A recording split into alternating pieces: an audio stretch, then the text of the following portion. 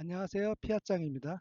이번 시간에는 지리민 코드 4.1.2의 공공 시스템에 대한 개선 발급 시 개인정보 보호 교육을 실시하고 보안 서약을 받도록 계획하고 있습니까에 대해서 알아보도록 하겠습니다.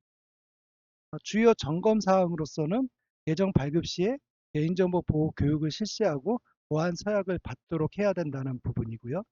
이런 부분들은 기본적으로 공공 시스템이 아니더라도 일반적으로 개인정보를 취급하는 시스템이라면은 뭐 규정은 동일하다라고 보시면 될 것 같고요.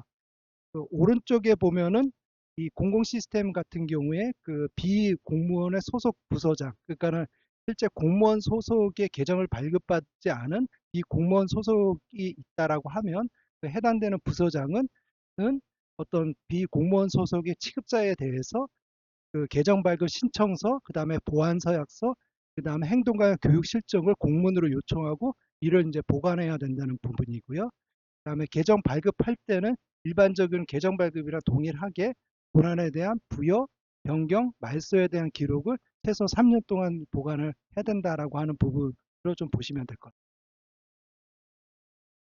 마지막으로 그 왼쪽에 보면은 개인정보 취급자의 그 표준 행동 수칙 부분이 있습니다. 그래서 1번부터 이제 10번까지 나와 있다라고 보시면 될 것 같고요.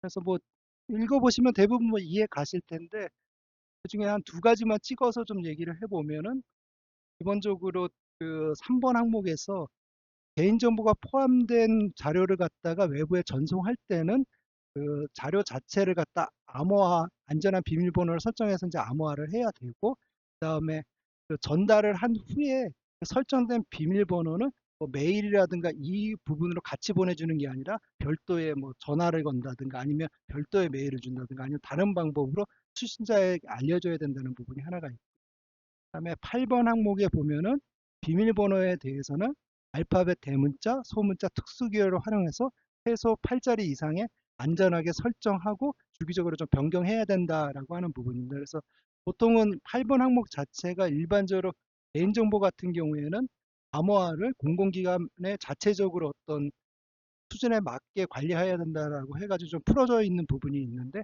공공 시스템 같은 경우는 이게 좀 더 엄격하게 관리가 된다로 좀 이해하시면 좋을 것 같습니다.